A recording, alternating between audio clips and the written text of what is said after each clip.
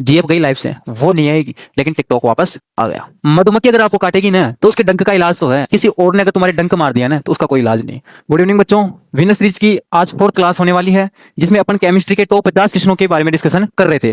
3 classes के अंदर अपन ने 30 क्वेश्चन कंप्लीट कर लिए थे। अब बिना किसी देरी के चलते हैं क्वेश्चन नंबर 31 के ऊपर। क्वेश्चन नंबर 31 आपके सामने है कि कॉपर सल्फेट के विलयन में डूबी हुई लोहे की कीलों का जो रंग होता है वो भूरा होने का कारण क्या है। तो ध्यान रखना, कॉपर सल्फेट कौन सा, कॉपर सल्फेट का सूत्र होता है बेटा CuSO4 का जो विलयन है उसमें जब अपन किसकी कीलें डुबोएंगे, लोहे की कील अर्थात आयरन मतलब फेरस लोहा, तो बेटा रिएक्शन होती है और रिएक्शन इस प्रकार होती है कि जो फेरस है वो इस कॉपर को क्या कर देता है, यहां से हटा देता है, कॉपर को क्या कर देता है, यहां से हटा देता है और खुद इसकी जगह आ जाता है, तो क्या बन जाता है, फेरस सल्फेट।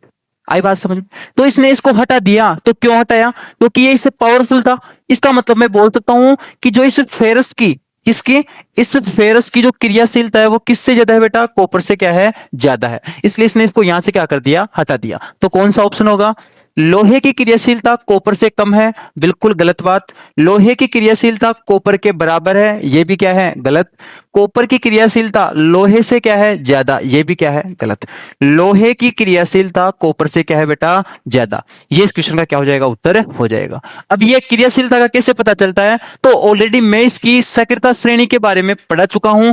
जिन बच्चों को भी पता नहीं है वो जाके एक बार तीनों क्लासेज जरूर देखें, क्योंकि मैंने वहां सक्रियता श्रेणी बताई भी थी और एक चीज वहां बताया था मैंने कि यहां से बोर्ड के पेपर में एक क्वेश्चन पक्का बनने वाला है। तो सभी बच्चे जाके उसको क्लास को जरूर देख लें, वहां अपने को पता चल जाएगा। उसमें फेरस कॉपर से ऊपर आता था, इसलिए इसकी क्रियाशीलता क्या है, सबसे ज्यादा है। ठीक है, यहां तक।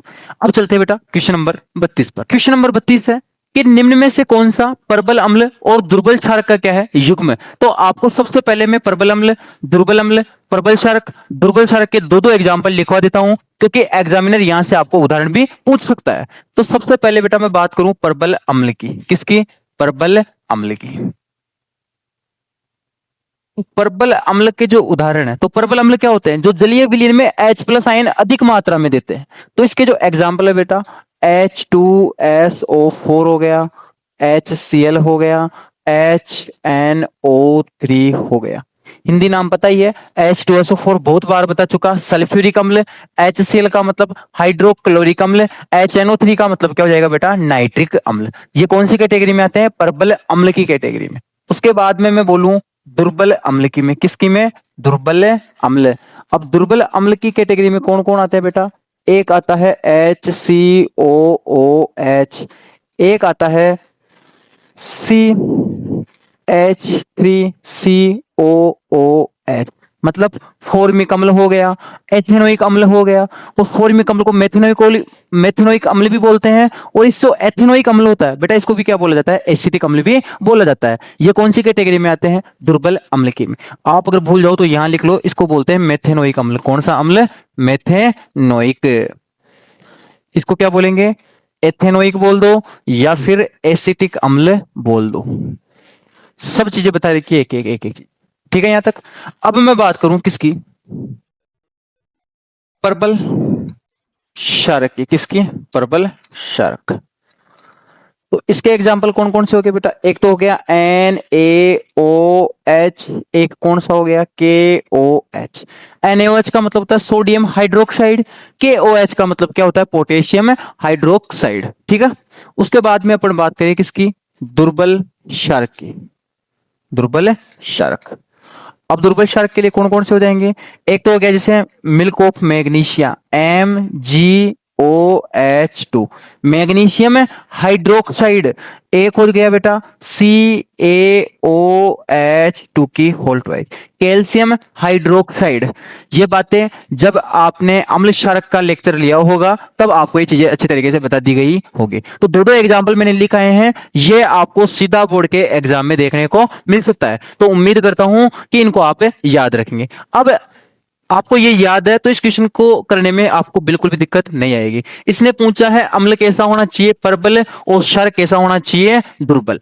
पहले तो अम्लों को देखो कौन कौन से प्रबल अम्ल है। हाइड्रोक्लोरिक अम्ल प्रबल है, एसिटिक अम्ल तो बेटा दुर्बल है, सल्फ्यूरिक अम्ल भी प्रबल है, मेथनोइक अम्ल कैसा है, दुर्बल। मतलब दो ऑप्शन अपने पास में बचे हैं प्रबल अम्ल वाले, ठीक है। दुर्बल क्षारक लेना है तो सोडियम हाइड्रोक्साइड, ये तो प्रबल था, ये तो हो ही नहीं सकता। तो कौन सा ऑप्शन बच गया अपने पास में, C4 करीना। इस क्वेश्चन का क्या हो गया, जवाब है हो गया।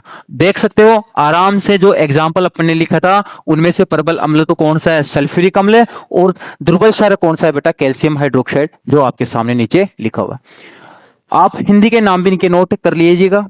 H2SO4 का मतलब होता है सल्फ्यूरिक अम्ल, HCl का मतलब होता है हाइड्रोक्लोरिक अम्ल, HNO3 का मतलब होता है बेटा नाइट्रिक अम्ल, HCOH का होता है मेथेनोइक अम्ल, या इसको बोलते हैं फॉर्मिक अम्ल भी इसको बोलते हैं, जो चींटी के डंक में पाया जाता है। एथेनोइक अम्ल किसको बोलते हैं, एसिटिक अम्ल को, जो सिरका में पाया जाता है। बता चुका, सब चीजें पहले करवाई हुई है, बस आपको जाकर देखने की जरूरत है। NaOH का मतलब था सोडियम हाइड्रोक्साइड, KOH का मतलब होता है पोटेशियम हाइड्रोक्साइड, MgOH2 का होल ट्वाइस है, इसको बोलते हैं बेटा मिल्क ऑफ मैग्नीशिया या फिर मैग्नीशियम हाइड्रोक्साइड, ठीक है। Calcium hydroxide. ये प्रबल में दुर्बल में फर्क क्या होता है, H प्लस आयन अधिक मात्रा में देता है तो प्रबल अम्ल है, कम मात्रा में देता है तो दुर्बल अम्ल है। अब अम्ल तो H प्लस आयन देते हैं, क्षारक क्या देते हैं, OH माइनस आयन। तो जो ज्यादा मात्रा में OH माइनस देंगे वो प्रबल क्षारक होंगे, और जो कम मात्रा में OH माइनस आयन देंगे वो कौन से होंगे बेटा, दुर्बल क्षारक। ये थी क्वेश्चन नंबर 32 की कहानी। Next question number 33। Question number 33 का अपन जिक्र कर लेते हैं कि निम्न अभिक्रिया में एक्स को पहचानिए। अब बेटा एक्स को नहीं पहचान पाओगे तो जिंदगी में आप कुछ भी नहीं कर पाओगे, क्योंकि एक्स सब जानते हैं, देखते ही पहचान जाओगे कौन सी गली से मेरी एक्स जा रही है, ठीक है। तो जहां एक्स को पहचान पाए तो यहां भी आप एक्स को पहचान पाओगे। कैसे करते हैं स्टार्ट, कि Fe+4H2, Fe का मतलब होता है बेटा आयरन अर्थात लोहा। लोहे की क्रिया अगर किससे होती है, जल से होती है। किससे होती है, जल से।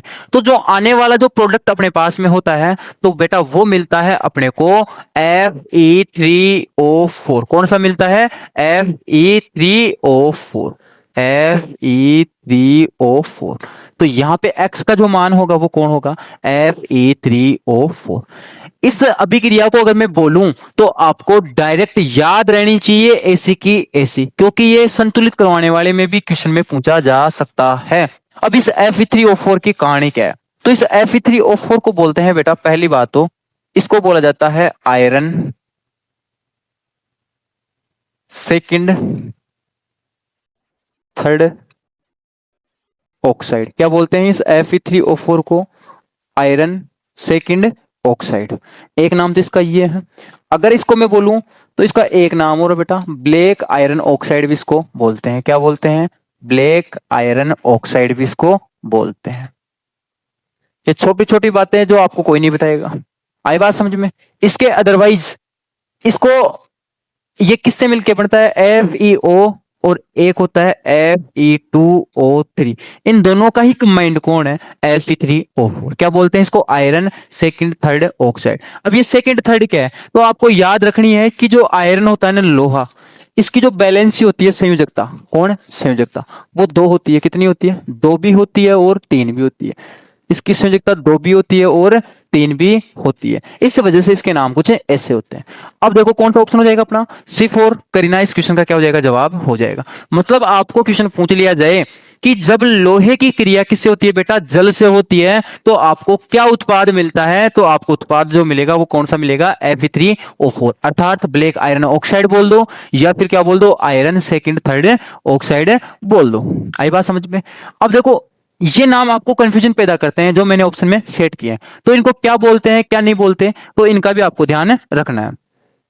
FeO को बोला जाता है बेटा फेरस ऑक्साइड। क्या बोलते हैं इसको, फेरस ऑक्साइड, ठीक है, फेरस ऑक्साइड। इसमें आयरन की जो संयोजकता होती है वो होती है दो, ठीक है यहां तक।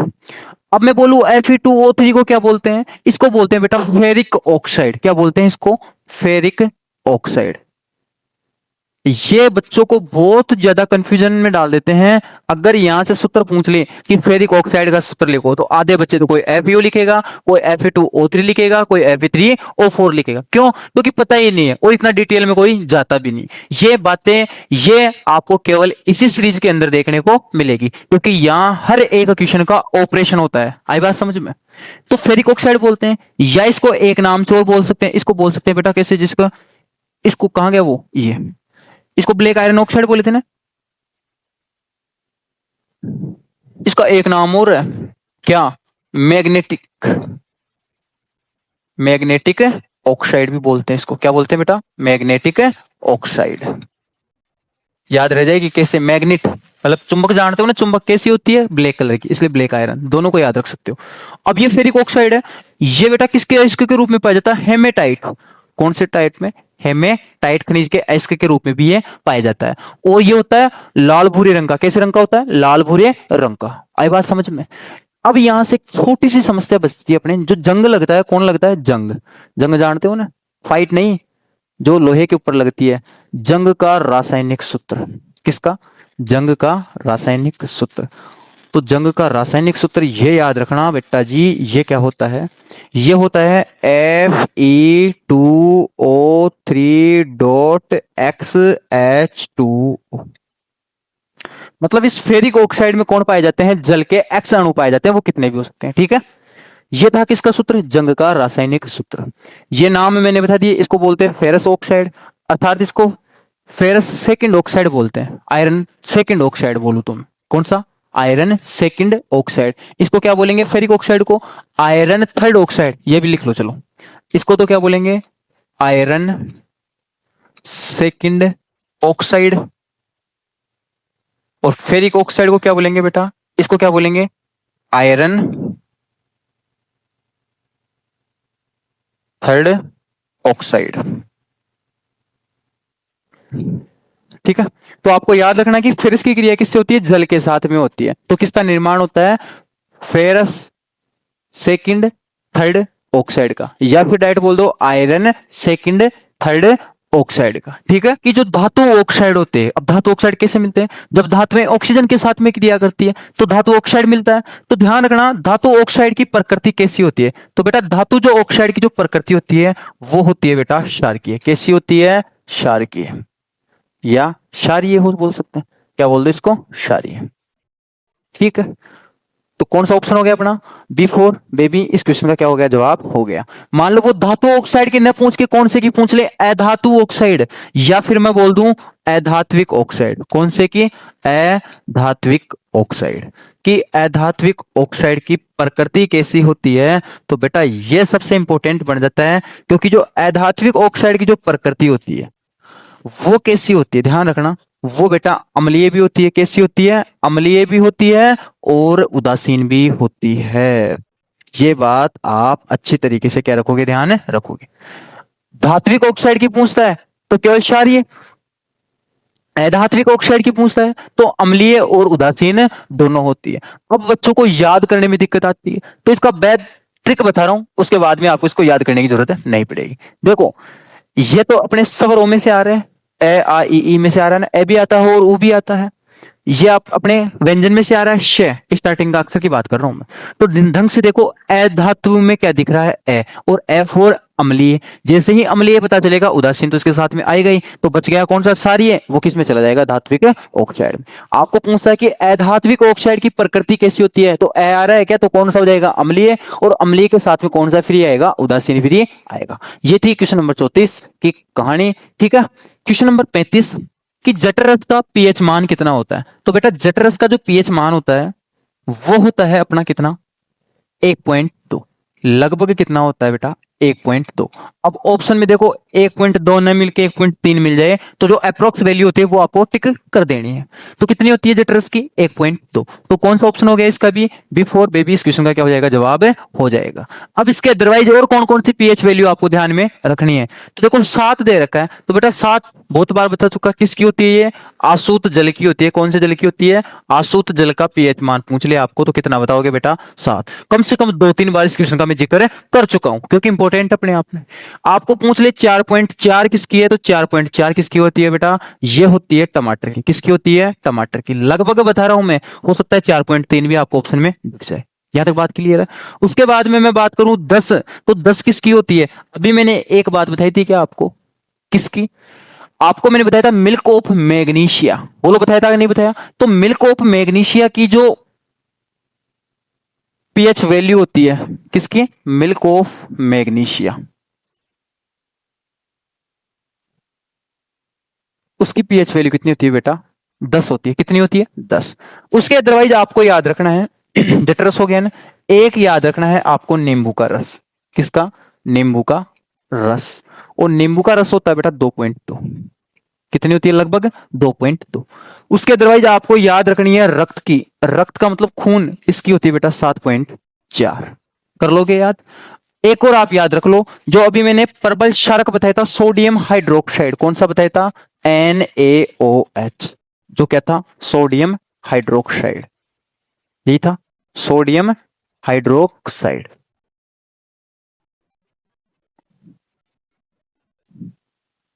इसकी भी पीएच वैल्यू आप याद रख सकते हो। इसकी पीएच वैल्यू होती है बेटा 14। ये पीएच वैल्यू मैंने मोस्ट इंपोर्टेंट थी, वो आपको मैंने बता दी। तो उम्मीद करता हूं आप ये इनको याद रखोगे। अब चलते हैं बेटा क्वेश्चन नंबर 36 पर। 36वां क्वेश्चन था, एथेनॉल का उपयोग होता है। तो ध्यान रखना, एथेनॉल होता क्या है, पहले तो ये समझो बेटा। एथेनॉल होता है, पहले तो इसका सूत्र बताता हूं मैं आपको, C2H5OH। इसको सामान्यतः क्या बोलते हैं बेटा, एल्कोहल भी बोला जाता है। क्या बोला जाता है, एथेनॉल को एल्कोहल।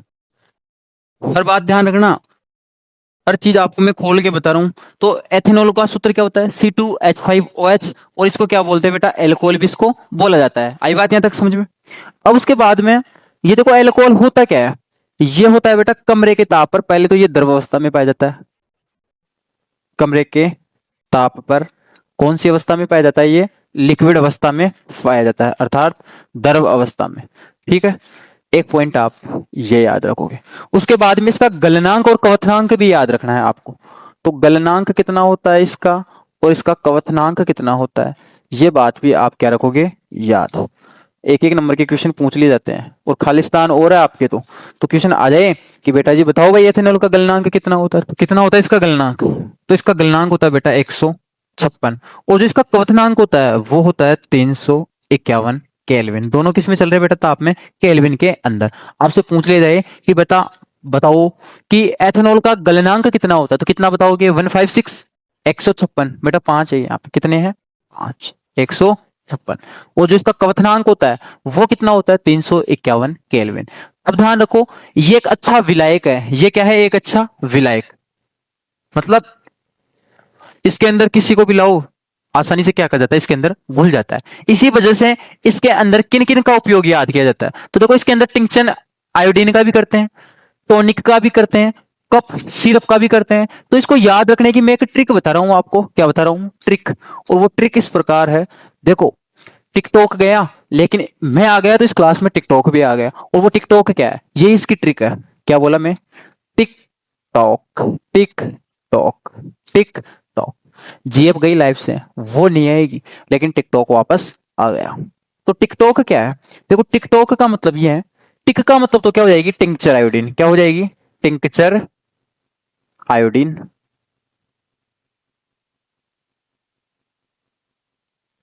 कै का मतलब क्या हो जाएगा बेटा, कफ सिरप। है क्या कफ सिरप, ये रहा कप सिरप। और टोक का मतलब बेटा वापस क्या हो जाएगा, टॉनिक। क्या हो जाएगा, टॉनिक। तो ये तीन वर्ड आपको याद रखने थे, टिंक्चर आयोडीन, कप सिरप और टॉनिक। तो टिकटॉक याद रह जाएगा क्या, एथेनॉल के लिए। ठीक है, तो एथेनॉल में किसका उपयोग हो रहा है बेटा, टिंक्चर आयोडीन में भी होता है, कप सिरप में भी होता है, टॉनिक में भी होता है। तो कौन सा ऑप्शन हो जाएगा अपना, D4 ड्रम। इस क्वेश्चन का क्या हो जाएगा, उत्तर है हो जाएगा। तो ये छोटे छोटे पॉइंट थे, वो आपको क्या करने हैं, याद रखने। तो देखो इसका उपयोग जो पेय पदार्थ जानते हो ना, झुम बराबर झुम, उसमें भी इसका उपयोग होता है एथेनॉल का। ये थोड़ी सी अगर इसकी मात्रा मिला देते हैं तो व्यक्ति को क्या आ जाता है बेटा, नशा आ जाता है। अगर शुद्ध एल्कोहल जो होता है ना, प्योर, एकदम प्योर, उसको अगर आदमी पी लेने लगातार, तो आदमी क्या हो सकता है, यमराज के दर्शन भी हो सकते हैं। ये थी एथेनॉल की कहानी। ठीक है, 36 क्वेश्चन हो चुके हैं टोटल। अब चलते हैं क्वेश्चन नंबर 37 की बात। एपच का उपचार। अब ये एपच क्या होता है, देखो अपन जब कभी कभी खाना खाते हैं तो अपना जो पेट होता है इनमें होती है बेटा जठर ग्रंथियां। कौन सी ग्रंथियां? जठर ग्रंथि। अब वो जठर ग्रंथि क्या करती है आमाशय के अंदर, वो करती है एक HCl अम्ल, हाइड्रोक्लोरिक अम्ल क्या करती है, उत्सर्जित करती है। उस हाइड्रोक्लोरिक अम्ल का काम होता है जो अपन भोजन खाते हैं जो पेट में जाके स्टॉक होता है उसको सड़ने गलने से बचाता है। आई बात समझ में? जब इस अम्ल की मात्रा क्या हो जाती है, ज्यादा, क्या हो जाती है, ज्यादा, तो अपने को खट्टी खट्टी डकारें आने लगती है जिसको बोलते हैं बेटा एसिडिटी। और ये एसिडिटी का मतलब ये एपची है। तो इसका अगर अपने को रोकना है, इसका उपचार करना है, तो इसके लिए अपने को किसकी जरूरत पड़ेगी? तो ध्यान रखना इस एपच का जो उपचार करना है तो इसके लिए याद रखना एंटीसिड जैसे, किसके? एंटीसिड जैसे, किनकी? दुर्बल क्षारक काम में ले लो। कौन काम में ले लो? दुर्बल क्षारक क्या ले लो काम में। इसका एग्जाम्पल भी आपको मैं अच्छा सा बताता हूं, मिल्क ऑफ मैग्नीशिया ले लो। कौन सा ले लो? Milk of magnesia. Milk of magnesia जिसका सूत्र भी बताया था मैंने, क्या बताया था? MgOH का होल ट्वाइस। ये था मिल्क ऑफ मैग्नीशिया। तो अपच कभी भी अपने एसिडिटी हो जाए तो किसका उपयोग करेंगे अपन? एंटीसिड जैसे द्रव्य क्षारकों का उपयोग किया जाता है। एग्जाम्पल अगर आपसे पूछ ले तो मिल्क ऑफ मैग्नीशिया आप लिख देना। आई बात समझ में? तो कौन सा ऑप्शन हो जाएगा अपच के उपचार के लिए? एंटीबायोटिक, एनाल्जेसिक, एंटीसिड या एंटीसेप्टिक। तो कौन सा हो गया? C4 करीना। एंटीसिड जैसे दुर्बल क्षारक का क्या किया जाता है? उपयोग किया जाता है। आई बात समझ में? तो जवानों थक तोड़े ना गए? अरे अभी थकना नहीं है, जब तक बोर्ड का पेपर फाड़ के नहीं आएंगे जब तक रुकेंगे नहीं, ठीक है? बने रहना। अभी लगभग 16-17 दिन अपने पास में है। बहुत शानदार जानदार तैयारी करवा के छोड़ूंगा आपकी। सेशन पूरा तो नहीं ले पाया लेकिन जितना टाइम मिला है उसमें आप याद रखोगे कि अगर ये क्लास अगर हमारे को जुलाई से मिल जाती तो बोर्ड के पेपर में तबाही क्या सुनामी आ जाती। आई बात समझ? ठीक है, चलते हैं नेक्स्ट क्वेश्चन के ऊपर। यार ये मधुमक्खी आ गई क्या? चलो कोई ना। तो क्वेश्चन नंबर 38 क्या है? मधुमक्खी द्वारा डंक मारे गए अंग में किसका उपयोग करने से क्या मिलता है? आराम मिलता है। अब आज समझ में आई? मधुमक्खी अगर आपको काटेगी ना तो उसके डंक का इलाज तो है, लेकिन अगर तुम पढ़ रहे हो और भटक रहे हो ना, किसी किसी और ने अगर तुम्हारे डंक मार दिया ना तो उसका कोई इलाज नहीं है। बाबा जी बन के घूमोगे कटोरा लेके, अल्लाह के नाम पे दे दे या किसी और के नाम पे मांगोगे। आई बात समझ में? तो अभी भी टाइम है, पढ़ लो। तो मधुमक्खी के डंक का इलाज तो अपने पास में है भाई। तो मधुमक्खी कभी भी डंक मार जाए तो बताया था ना मधुमक्खी के डंक में कौन सा अम्ल पाया जाता है, तो सभी बच्चे बता दो फटाफट, दिमाग में उतर जानी चाहिए। मेथेनोइक अम्ल। कौन सा अम्ल? मेथेनोइक अम्ल। इसका एक और नाम बताया था क्या रे? बोलो भाई। अभी जस्ट थोड़े टाइम पहले इसको यूज लिया था अपन ने, फॉर्मिक अम्ल का।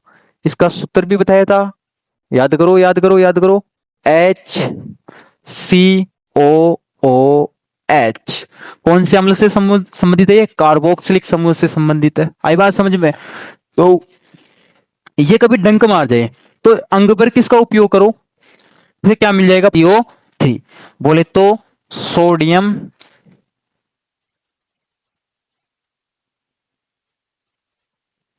हाइड्रोजन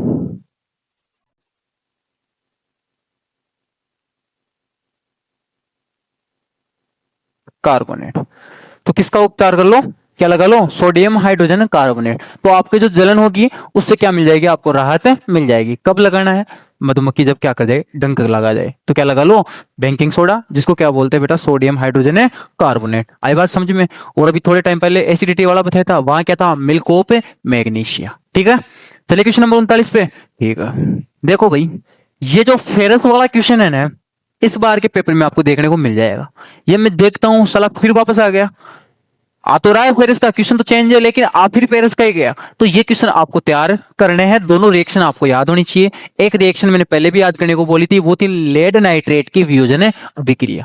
ठीक है भाई, चलिए क्वेश्चन को सोल्व करने। ठीक है, तो फेरस सल्फेट है, तो फेरस सल्फेट का पहले सूत्र बताओ और फटाफट जल्दी से। क्या बनता है? FeSO4। फेरस सल्फेट की वियोजन अभिक्रिया। वियोजन अभिक्रिया का मतलब समझाया था, टूटेगा, ये क्या करेगा? टूटेगा। तो वियोजन अभिक्रिया में बेटा बताया था मैंने किस किस की जरूरत पड़ती है? ताप की भी जरूरत पड़ती है, ऊष्मा की भी जरूरत पड़ जाती है, विद्युत की भी जरूरत पड़ जाती है। तो इस फेरस सल्फेट को क्या दे दो बेटा? आप क्या दे दो? ऊष्मा दे दो। क्या दे दो? ऊष्मा। अब ऊष्मा देंगे तो ये टूटेगा। तो ध्यान रखना ये किसके अंदर टूटता है, सबसे इंपॉर्टेंट है ये। तो जब ये टूटेगा ना बेटा, तो ये अपने को देगा एक तो फेरिक ऑक्साइड देगा। क्या देगा, फेरिक ऑक्साइड। और फेरिक ऑक्साइड का सूत्र बताया था अभी, Fe2O3। इसको कौन सा ऑक्साइड भी बोलते थे, आयरन थर्ड ऑक्साइड भी इसको बोलते थे, आयरन थर्ड ऑक्साइड। और इसी का एक नाम और बताया था क्या मैंने, हेमेटाइट भी बताया था, फेरिक ऑक्साइड भी बताया था। अब इतने से टाइम का भी अगर आपको याद नहीं है तो आपका बेटा कुछ भी नहीं हो सकता। आई बात समझ। तो क्या मिल गया बेटा, फेरिक ऑक्साइड। कब, जब फेरस सल्फेट को क्या किया जाता है, ऊष्मा देकर क्या किया जाता है, तोड़ा जाता है। तो पहला जो प्रोडक्ट बनता है वो क्या बनता है, फेरिक ऑक्साइड। याद रखना वो एक्स वैक्स लगा के तुम्हारी एक्स बना देगा। आई बात समझ में। तो याद रखना इस अभिक्रिया को, एक तो क्या मिलेगा, फेरिक ऑक्साइड, जिसको क्या बोलते हैं, आयरन थर्ड ऑक्साइड। इसके साथ में जो सबसे मोस्ट वांटेड है, इसमें बेटा दो गैसें बनती है। कौन सी गैसें बनती है, दो गैसें। नाम से पता चल रही होगी, एस से एक तो बनेगी बेटा SO2, और एक कौन सी बनेगी, SO3। SO2 का मतलब तो क्या हो जाएगी, सल्फर डाइऑक्साइड। SO2 का मतलब तो क्या हो जाएगी, सल्फर डाई ऑक्साइड।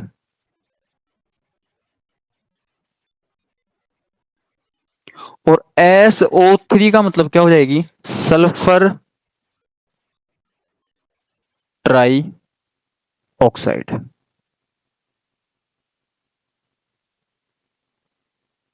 ठीक है। अब क्वेश्चन के ऊपर आ जाओ। तो ये जो बातें थी वो आपको याद रखनी है, पूरी की पूरी अभिक्रिया ये क्या करनी है, आपको याद रखनी है। बैलेंस करना चाहो तो यहां कितने लगा दो, दो। एफ भी दो हो गया, ओ कितना हो गया, तीन, तीन छह दो आठ, ओ कितने हो गए, दो। ये पूरी बैलेंस समीकरण है बेटा, ध्यान रखना, संतुलित समीकरण करवाऊंगा बहुत जल्द। एक वीडियो बनाएंगे जिसमें आपको समीकरणों को क्या सिखाया जाएगा, संतुलित करना सिखाया जाएगा। ठीक है। अब क्वेश्चन के ऊपर आ जाओ कि जब वियोजन अभिक्रिया हुई के पश्चात कौन सी गैस प्राप्त होती है। तो बेटा कौन सी गैस प्राप्त हो रही है, SO2 सल्फर डाइऑक्साइड भी मिल रही है, और SO3 सल्फर ट्राई ऑक्साइड भी मिल रही है। तो सल्फर डाइऑक्साइड ये भी ठीक है, सल्फर ट्राई ये भी सही है, ऑक्सीजन ये गलत है। तो कौन सा ऑप्शन हो गया, D4 ढोल। इस क्वेश्चन का क्या हो गया, जवाब है हो गया, जो कि तुम हो ही ढोल, पढ़ते नहीं हो, दूसरों के बजाने से बचते हो तुम भाई। ठीक है। ए और बी क्यों आया, क्योंकि दो गैसें मिल रही है, सल्फर डाइऑक्साइड और सल्फर ट्राई ऑक्साइड। ठीक है। थम्स अप कर दो। आगे चले क्वेश्चन नंबर 40 पर। ये क्वेश्चन रह गया आज का, तो इसको भी कंप्लीट करते हैं। क्वेश्चन नंबर है 40 कि क्लोर क्षार अभिक्रिया में कैथोड पर कौन सी गैस मुक्त होती है। तो कौन सी गैस मुक्त होती है बेटा, निकालते हैं पहले। सबसे पहले इसको समझो कि ये क्लोर क्षार प्रक्रिया है क्या, ये क्लोर क्षार अभिक्रिया क्या है। तो ध्यान रखना, सोडियम क्लोराइड, किसकी बात कर रहा हूं मैं, सोडियम क्लोराइड की, सोडियम क्लोराइड।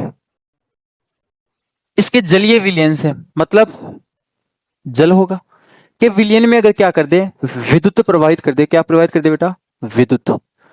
तो ये किसका निर्माण कर देगा, ये एक तो करता है सोडियम हाइड्रोक्साइड का। किसका, sodium hydroxide, sodium hydroxide. Sodium hydroxide का सूत्र बताया था अभी, NaOH। उसके साथ में ये दो गैसों का निर्माण करता है, एक तो हाइड्रोजन गैस का और एक Cl2 का, मतलब क्लोरीन गैस का। तो ये होती है क्लोर क्षार अभिक्रिया। आपको परिभाषा पूछ ले तो क्या लिखोगे, सोडियम क्लोराइड के जलीय विलयन से विद्युत प्रवाहित करने पर यह किसका निर्माण करता है, सोडियम हाइड्रोक्साइड का निर्माण करता है। साथ में हाइड्रोजन गैस तथा क्लोरीन गैस क्या होती है, मुक्त होती है। अब इसके अभिक्रिया में क्या होता है, देखो ये होता है ना क्लोरीन, इसको तो बोलते हैं क्लोर, और NaOH पढ़ाया था क्या, प्रबल क्षार, तो ये होता है क्षारक। तो इसमें क्षार और क्लोर दोनों प्राप्त हो रहे हैं क्या, इस वजह से इस अभिक्रिया को क्या नाम दिया गया बेटा, क्लोर क्षार अभिक्रिया दिया गया। अब ये सोडियम क्लोराइड क्या होता है, ये होता है साधारण नमक का सूत्र, क्या होता है, NaCl। क्या बोलते हैं इसको, साधारण नमक। क्या बोलते हैं बेटा इसको, साधारण नमक। ठीक है। उसके अदरवाइज जो ये सोडियम हाइड्रोक्साइड है, इसको बोलते हैं बेटा कास्टिक सोडा। क्या बोलते हैं, कास्टिक सोडा। अब मोस्ट इंपॉर्टेंट बात क्या है, देखो यहां पर इसने क्वेश्चन क्या पूछा, कैथोड पर, किसके ऊपर, कैथोड। यहां जब विद्युत अपघटन करते हैं तो दो होते हैं अपने पास में, कितने होते हैं, दो। एक तो होता है एनोड और एक होता है बेटा कैथोड।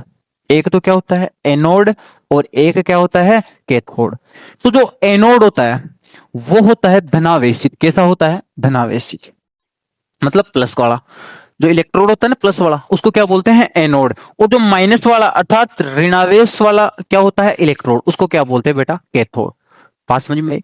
तो आपको ये तो है ही, इसके अदरवाइज आपको ध्यान क्या रखना है कि जो एनोड था उसके ऊपर कौन सी गैस मिलती है, तो इस एनोड के ऊपर ध्यान रखना, बनेगी क्लोरीन गैस। कौन सी गैस बनेगी? क्लोरीन। और इस कैथोड के ऊपर, इस कैथोड के ऊपर जो गैस बनेगी बेटा वो बनेगी हाइड्रोजन गैस। कौन सी गैस बनेगी? हाइड्रोजन। तो अपने को किसके ऊपर पूछा था? कैथोड के ऊपर कौन सी गैस मुक्त होती है? तो कौन सी गैस मुक्त होगी बेटा? Hydrogen gas. बिफोर बेबी, इस क्वेश्चन का क्या हो जाएगा? जवाब है हो जाएगा। इसके अदरवाइज आपको छोटी छोटी बातें हैं वो आपको ध्यान में रखनी है। वो बातें क्या है? तो वो है इनके उपयोग। क्या उपयोग? तो सबसे पहले मैं बताऊं कि क्लोरीन गैस का उपयोग कहां किया जाता है, तो सुनना और लिख लेना आप। तो क्लोरीन गैस का जो उपयोग होता है वो जल की स्वच्छता में होता है, स्विमिंग पूल में होता है, पीवीसी में होता है, पीवीसी की फुल फॉर्म होती है पॉलीवाइनिल क्लोराइड, सीएफसी में होता है क्लोरोफ्लोरोकार्बन में। ध्यान रखना, मेन इंपॉर्टेंट है कीटनाशक, रोगाणुनाशक। जो जल की स्वच्छता हो गई उसके अंदर किसका उपयोग करते हैं बेटा? क्लोरीन गैस का क्या करते हैं? उपयोग करते हैं। आई बात समझ में? यहां से H2 का पूछ ले तो H2 का आप याद रखना, ईंधन में किया जाता है, मार्गरीन में किया जाता है, खाद बनाने में किया जाता है। किसका उपयोग? हाइड्रोजन का। और जो ये कास्टिक सोडा है NaOH, इसका उपयोग कहां करते हैं? इसका उपयोग देखो साबुन और कागज उद्योग में। उसके अदरवाइज इसका उपयोग फाइबर में भी किया जाता है, कृत्रिम उद्योगों में भी इसका उपयोग किया जाता है। ये थे इनके उपयोग। तो वैसे एक क्वेश्चन निबंधात्मक में आता है, लेकिन मैंने ऑप्शन के अनुसार ऑब्जेक्टिव जो क्वेश्चन बनता है उस टाइप से मैंने इस क्वेश्चन को आपको कंप्लीट करवा दिया। इस क्वेश्चन के साथ ही आज के अपन ने फिर से 10 क्वेश्चन कंप्लीट कर लिए हैं। कल के लेक्चर में इस सीरीज को अपन क्या कर देंगे? कंप्लीट कर देंगे। फिर नेक्स्ट बेटा तबाही मचाएंगे अपन बायोलॉजी के क्वेश्चनों में। तो वीडियो कैसी लगी वीडियो में कमेंट में जरूर बताना। और एक छोटा सा क्वेश्चन आपसे मैं पूछना चाह रहा हूं, उसका जवाब आप लोग कमेंट बॉक्स में जरूर देना। मैं देखना चाहता हूं कि आपको आज का पढ़ाया हुआ कितना याद है। आई बात समझ में? तो आप लोगों के लिए आज का जो क्वेश्चन है, डेली करवाऊंगा मैं भी इस टाइप के क्वेश्चन। तो वो बेटा ये है कि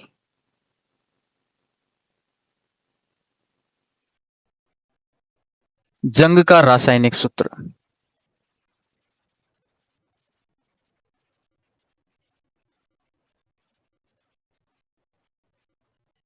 किसका सूत्र बताना आपको?